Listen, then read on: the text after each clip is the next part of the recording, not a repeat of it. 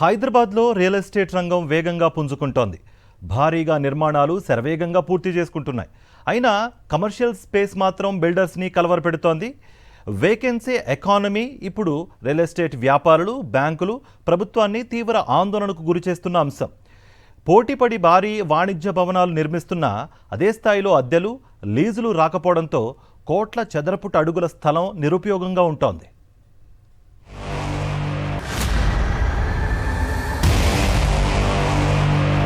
Vacancy ఎకానమీలో దేశంలో ఢిల్లీ తర్వాత హైదరాబాద్ రెండో స్థానంలో ఉంది.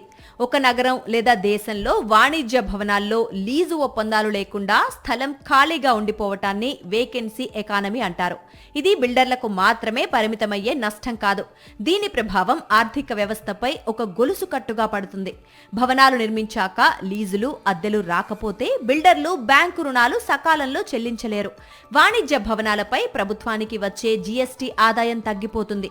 రియల్ ఎస్టేట్లో పెట్టుబడులు తగ్గిపోతే అది సిమెంటు, స్టీల్, ఉపాధి రంగాలపై ప్రభావం చూపిస్తుంది. హైదరాబాద్ రియల్ ఎస్టేట్ మార్కెట్లో కమర్షియల్ ఆఫీస్ స్పేస్ లభ్యత, ఖాళీపై కుష్మన్, వేక్ఫీల్డ్, ఇక్రా, జేఎల్ఎల్ సంస్థలు తమ తాజా నివేదికల్లో స్పష్టమైన గణాంకాలు వెల్లడించాయి. దేశంలోని ప్రధాన నగరాల్లో వేకెన్సీ ఎకానమీ ఇలా ఉంది. హైదరాబాద్ 18 నుంచి 22%, బెంగళూరు 12 నుంచి 15%, ఢిల్లీ 20 నుంచి 25%, ముంబై 14 నుంచి 16%. కుష్మన్, వేక్ఫీల్డ్, ఇక్రా, జేఎల్ఎల్ సర్వేల్లో ఈ గణాంకాలు వెల్లడయ్యాయి.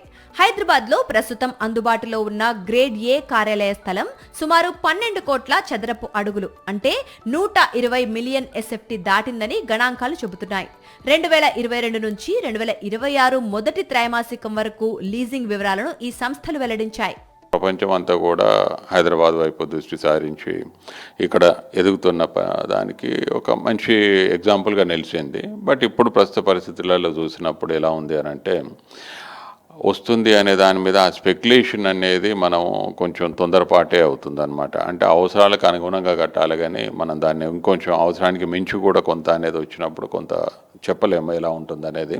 వేకెన్సీ లీజుల్లో 75% కంటే ఎక్కువ వెస్ట్ జోన్, అంటే మాదాపూర్, గచ్చిబౌలి, రాయదుర్గం, కోకాపేట పరిధిలోనే జరిగాయి. గతంలో ఐటీ కంపెనీలే ఎక్కువగా లీజు ఒప్పందాలు చేసుకునేవి. 2024 నుంచి కోవర్కింగ్ సంస్థలు లీజు ఒప్పందాలు చేసుకోవటం పెరిగింది. 2026లో వీటి వాటా సుమారు 30% చేరినట్లు నివేదికల్లో తేలింది. హైదరాబాద్ లీజులు భారీగానే ఉన్నా నిర్మాణాలు అంతకు మించి జరుగుతుండటంతో వేకెన్సీ రేటు అధికంగా ఉందని కుష్మన్, వేక్ఫీల్డ్ సంస్థలు పేర్కొన్నాయి. గ్లోబల్ కేపబిలిటీ సెంటర్లు, ఐటీ కంపెనీలు ఈ స్థలాలను లీజ్ చేసుకున్నాయి. 2025 డిసెంబర్ నాటికి హైదరాబాద్ మొత్తం కమర్షియల్ స్పేస్ లో 22.06% ఖాళీగా మిగిలిపోయిందని గుర్తించాయి. అంటే సుమారు 2.65 కోట్ల ఎస్ఎఫ్టీ వాణిజ్య స్థలం నిరుపయోగంగా ఉందని పేర్కొన్నాయి.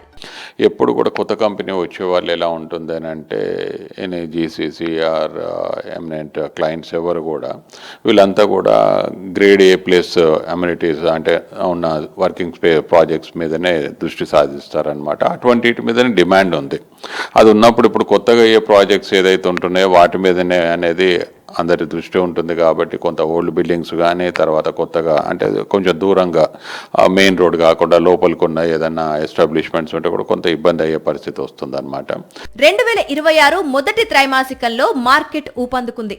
కొత్త నిర్మాణాలు కాస్త తగ్గటంతో ఖాళీ స్థలం కూడా స్వల్పంగా తగ్గింది. ఈ 3 నెలల్లో కొత్త ప్రాజెక్టులు అందుబాటులోకి రాకపోవడంతో పాత ఖాళీ స్థలాల్లో దాదాపు 315 లక్షల ఎస్ఎఫ్టీ స్థలాన్ని కంపెనీలు లీజ్ చేసుకున్నాయి.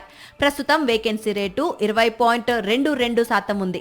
నగరంలో సుమారు 2.65 కోట్ల ఎస్ఎఫ్టీ స్థలం నిరుపయోగంగా ఉందని కంపెనీలు తెలిపాయి. కొత్తగా 1.10 కోట్ల ఎస్ఎఫ్టీ వాణిజ్య స్థలం త్వరలో అందుబాటులోకి రానున్నట్లు సర్వేలు చెప్పాయి. వేకెన్సీ ఎకానమీ అత్యధికంగా గచ్చిబౌలి, ఫైనాన్స్ డిస్ట్రిక్ట్, కోకాపేట ప్రాంతాల్లో ఉంది. ఇక్రా నివేదిక ప్రకారం ఈ ప్రాంతాల్లో వేకెన్సీ రేటు 25 నుంచి 30% వరకు ఉంది. ప్రభుత్వం చొరవ తీసుకుని హైదరాబాద్ నలువైపులా సెజ్లు ఏర్పాటు చేసి నిర్మాణాలు చేపట్టేలా నిర్ణయాలు ఉండాలని బిల్డర్స్ సూచిస్తున్నారు. నలువైపులా సెజ్ నిర్మాణాలు చేపడితే వేకెన్సీ లీజులు అన్ని వైపులా పెరిగే అవకాశం ఉంటుందనే అభిప్రాయం వ్యక్తమవుతోంది. మరిన్ని అప్డేట్స్ కోసం ఛానల్ ను సబ్స్క్రైబ్ చేయండి. నోటిఫికేషన్స్ కోసం బెల్ ఐకాన్ పై క్లిక్ చేయండి.